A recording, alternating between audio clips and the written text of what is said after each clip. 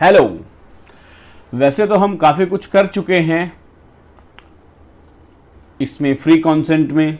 Last video में हमने fraud किया था। अब हम मिस रिप्रेजेंटेशन और मिस्टेक, जो ये दो एस्पेक्ट हैं, आने वाली वीडियोस में हम ये करने वाले हैं। तो सबसे पहले हम जो करने वाले हैं उसमें उसका नाम है मिस रिप्रेजेंटेशन। क्या है नाम? Miss representation. तो व्हाट इज मिस रिप्रेजेंटेशन? देखिए जरा, सिंपल से डेफिनेशन है मिस रिप्रेजेंटेशन की, ठीक है, लेकिन समझनी जरूरी है, ठीक है ना। कई लोग इस डेफिनेशन को ऐसे ही निकलवा देते हैं, तो बहुत डेफिनेशन बताना, जो लीगल डेफिनेशन है वो एज इट इज बताना बहुत जरूरी है। अगर कोई टीचर आपको डेफिनेशन स्किप कर देता है ना, डेफिनेशन से अगर वो नहीं पढ़ा सकता, तो मान लो कि भैया उसकी समझ से परे है इसको समझना, तो वो आपको अच्छा ज्ञान नहीं दे पाएगा। समझो डेफिनेशन क्या है। The positive assertion. असर्शन मतलब जब आप कुछ असर्ट करते हो, ठीक है, जब आप कोई रिप्रेजेंट करते हो, कुछ बोलते हो, ठीक है। A positive assertion in a manner not warranted by the information of the person making it, ठीक है। कोमा लगा हुआ है, पोज लगा दो वहां पे। पॉजिटिव असर्शन, आप कुछ बोल रहे हो पॉजिटिव, ठीक है। ये जो पेन है ये गोल्ड का पेन है, ये जो पेन है ये गोल्ड का पेन है, मैं ऐसा बोल रहा हूं, it is an assertion. Positive assertion हो गई। किस तरीके से की गई? In a manner not warranted by the information, not warranted by the information of the person making it.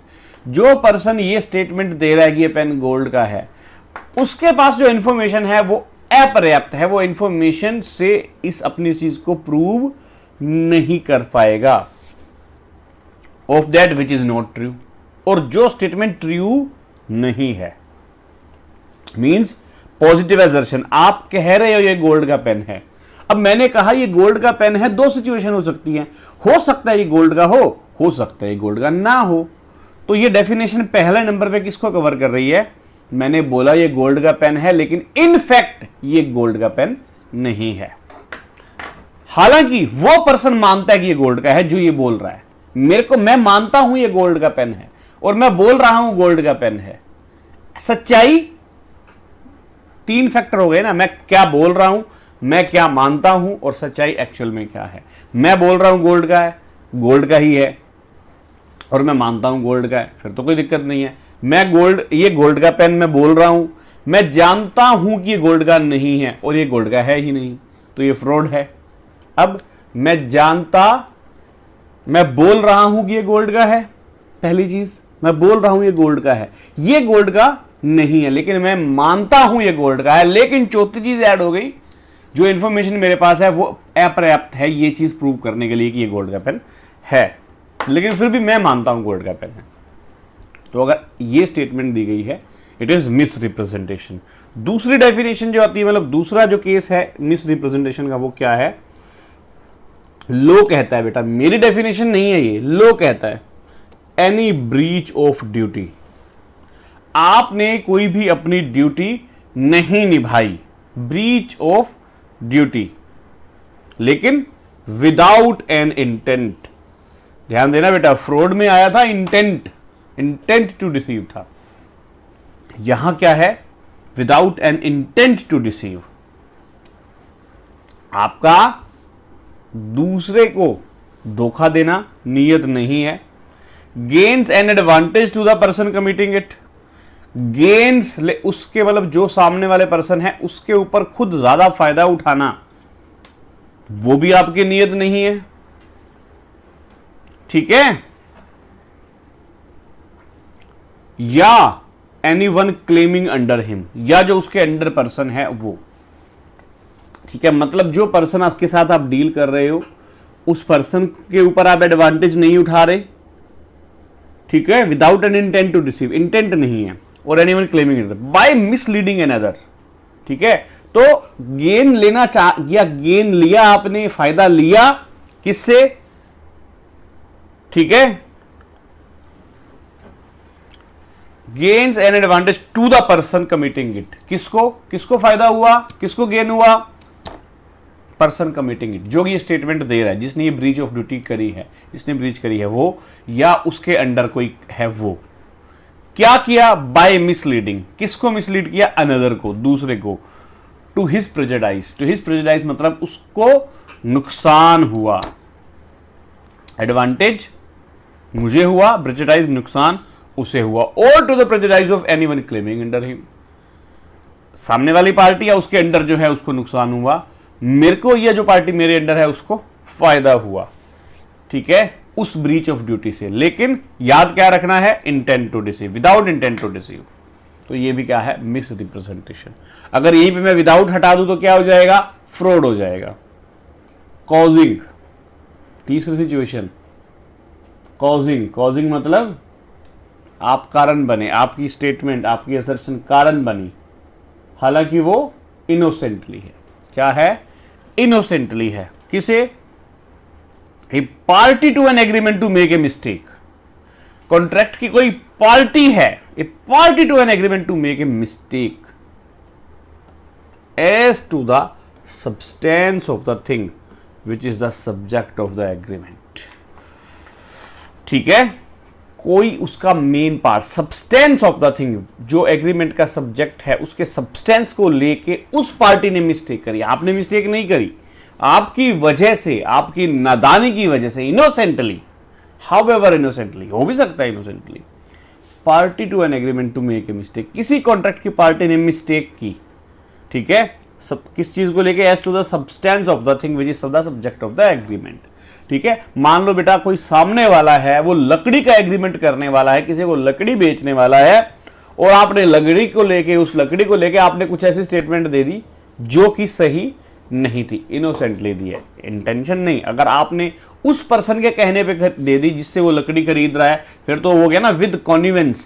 आपने फ्रॉड वाली डेफिनेशन में पढ़ा था ना, बाय द पार्टी और विद कॉन्निवेंस, और बाय द कॉन्निवेंस मतलब उसकी मिली भगत। यहां तो मिली भगत होगी तो फिर तो फ्रॉड हो जाएगा, लेकिन नादानी में मैं कह रहा हूं कि ये लकड़ी तो यार शीशम की है, ठीक है, सामने वाले ने उसको शीशम का समझ के खरीद लिया, या मैंने कहा कि यार ये पर्टिकुलर XYZ जो है ना, XYZ एक फर्म का नाम है, मैं कह रहा हूं XYZ they are dealing only in the sheesham woods. ठीक है, शीशम एक लकड़ी का टाइप होता है, आप लोगों को पता होगा, लेकिन वो पार्टी ने मेरे कहने पे उसे खरीद लिया, बिना इंक्वायरी किए, बिना कुछ किए कि ये भी तो शीशम की लकड़ी मिलेगी, लेकिन वो उससे थोड़ी सी इंफीरियर क्वालिटी की थी, शीशम की लकड़ी नहीं थी, right.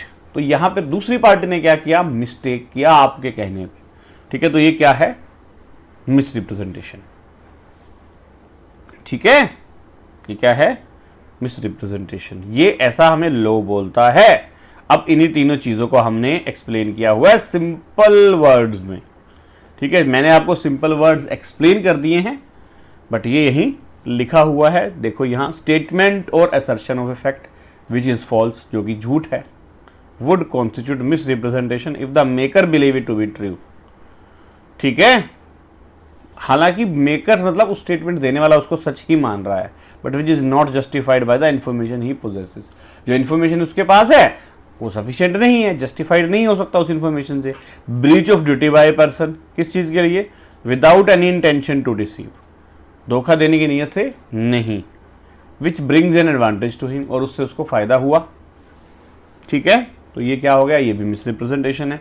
When A party even though done innocently, किसी पार्टी ने इनोसेंटली दूसरी पार्टी को एक एग्रीमेंट में मतलब एग्रीमेंट में धकेल दिया, किस चीज के लिए, उसने किसी सब्जेक्ट मैटर को लेके ही मिस्टेक कर ली।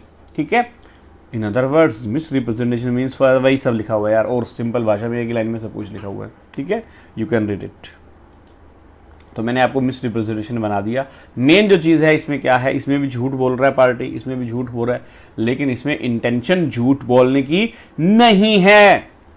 ठीक है बेटा, आपको जागते रहना है, ध्यान रखना आप इस चीज का, समझते रहना है। बस पे भी लिखा होता है, जाग के सुनो मेरी बातें, सीट नंबर 1, 2, 3 पे सोना मना है। एग्जाम्पल देखो अब, A believe the engine of a motorcycle. A ये मानता है कि एक मोटरसाइकिल का इंजन जो है ये एक्सीलेंट कंडीशन में है।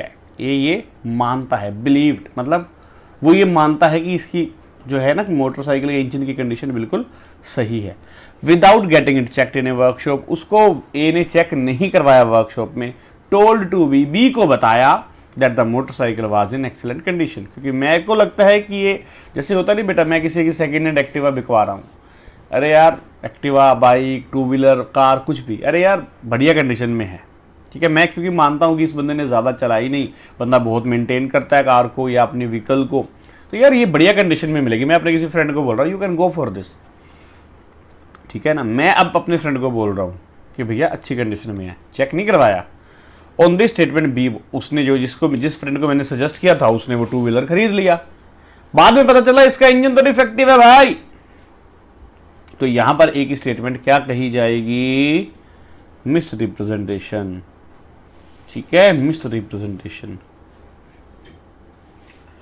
दूसरा एग्जाम्पल देखो, A makes a positive statement to B, क्या, C will be made the director of the company, ठीक है, सी को डायरेक्टर बनाया जाएगा। ये भी आप देख लेना वैसा ही एग्जाम्पल है, 3 पार्टीज इसमें इन्वॉल्व है, ठीक है, ठीक है। ये सारी चीजें हम ऊपर पढ़ ही चुके हैं। अब जरा देखो फ्रॉड और मिस रिप्रेजेंटेशन में क्या फर्क होता है। दोनों में मिस स्टेटमेंट होता है, ये कॉमन फैक्टर है। लेकिन यहां पर फ्रॉड में क्या होता है, देखो, the principal difference between fraud and misrepresentation is that cause of fraud, in case of fraud person making representation does not believe to be true. जिस पर्सन ने वो स्टेटमेंट दी है वो खुद उसको क्या मानता है, सच मानता है। फ्रॉड में वो सच नहीं मानता, सॉरी, बट मिस रिप्रेजेंटेशन में वो उसको क्या मानता है, सच मानता है। बट दोनों ही केसेस में सामने वाली पार्टी मिसलीड तो हुई है, ठीक है। अब फ्रॉड में क्या होगा जी, फ्रॉड में डैमेजेस भी मिलेंगी, ठीक है, डैमेजेस भी मिलेंगे। भाई तेरी वजह से मेरा नुकसान हो गया क्योंकि उसने फ्रॉड किया ना, ठीक है, कॉन्ट्रैक्ट तो अवॉइड होगा ही होगा, बट मिस रिप्रेजेंटेशन में सिर्फ और सिर्फ अवॉइडिंग द कॉन्ट्रैक्ट हो सकता है, not for bringing an action in for damages. Damages के लिए क्लेम नहीं कर सकते। अच्छा, प्रूफ करना किसको आसान है ज्यादा, ये पेन गोल्ड का है या नहीं है, ये प्रूव करना आसान है या मुश्किल है, बताओ। सर ये तो बड़ा आसान है, हम किसी भी ज्वेलर के पास ले जाएंगे, एक्सपर्ट, बता भाई ये पेन गोल्ड का है, बता ये ज्वेलरी गोल्ड की है या नहीं, वो 1 सेकंड में बता देगा।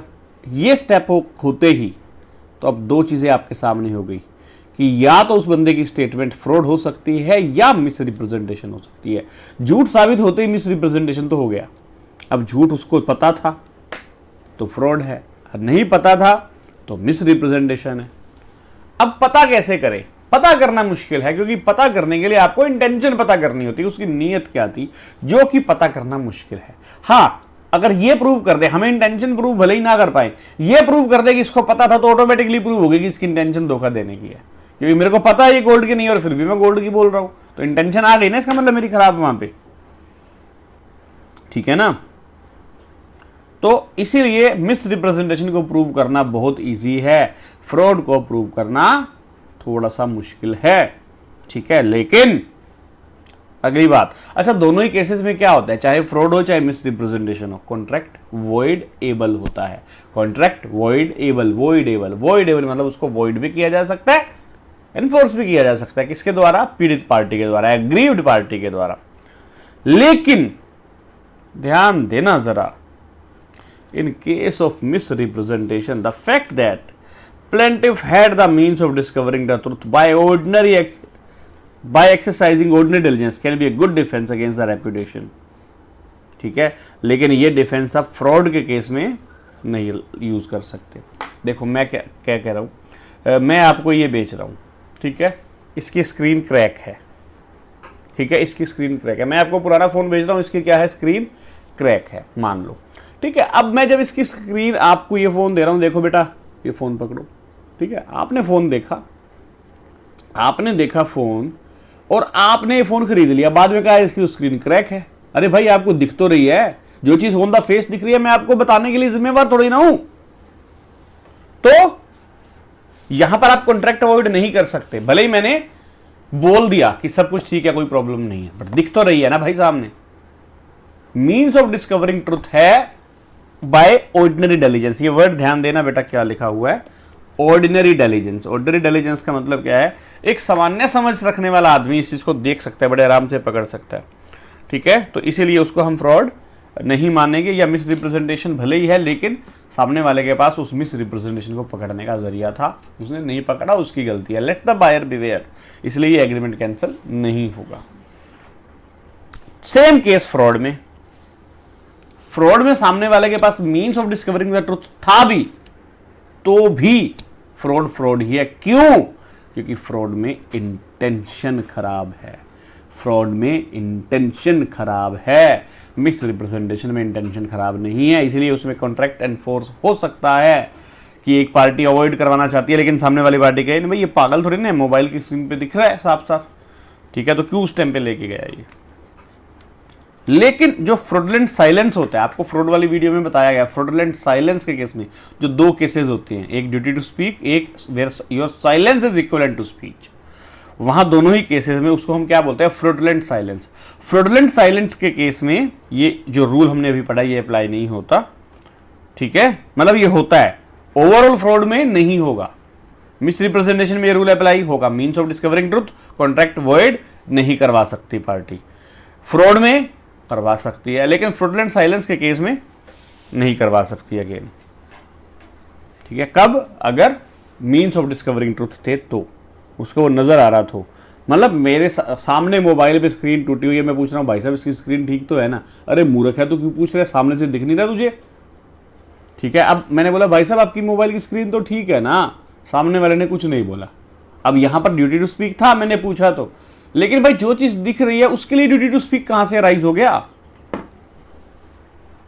यही चीजें बेटा आगे टेबुलर फॉर्म में लिखी हुई हैं थोड़ा अलग तरीके से, फ्रॉड वर्सेस मिस रिप्रेजेंटेशन। तो इसी के साथ आपका मिस रिप्रेजेंटेशन वाला टॉपिक जो है ये होता है कंप्लीट। ओके।